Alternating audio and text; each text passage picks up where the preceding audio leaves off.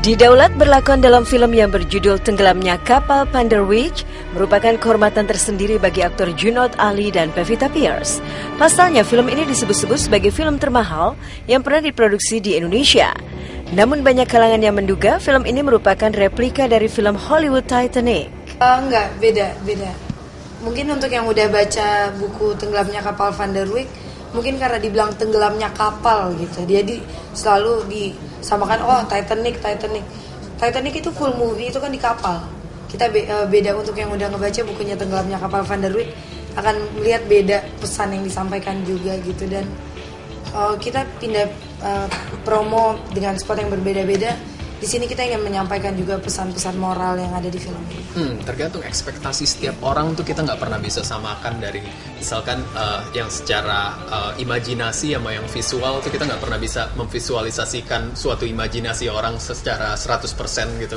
Karena setiap orang pasti setiap baca buku punya imajinasi masing-masing, fantasi masing-masing yang sulit untuk kita visualkan bareng gitu. Cuman kalau misalkan untuk setiap orang yang berkata bahwa wah ini sama nih kayak Titanic gitu.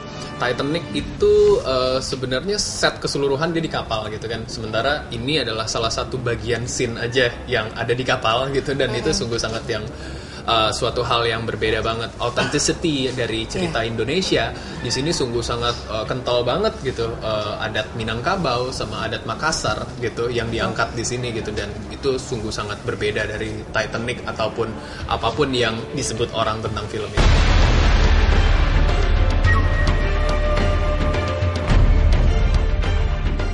Film ini diangkat dari novel karya Buya Hamka yang mengangkat kearifan lokal dan pertentangan dua budaya. Sehingga keirasionalan film ini sebagai produksi dalam negeri diyakini dapat menjadi nilai jual tersendiri. Kalau saya berperan sebagai Zainuddin di sini, Zainuddin itu adalah orang Makassar, karakter driven story yang akhirnya membuat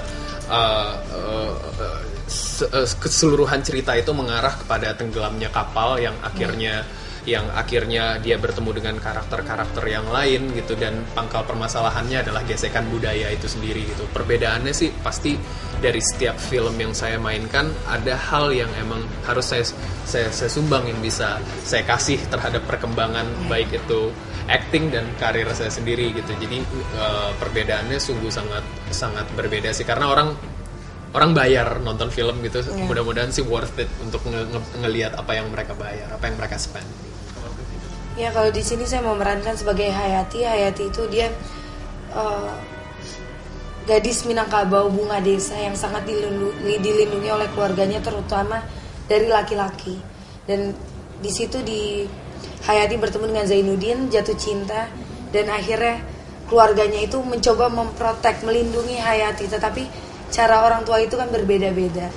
Nah, tapi untuk kelanjutannya mungkin nanti nonton aja tanggal 19 Desember 2013. Iya, 2013.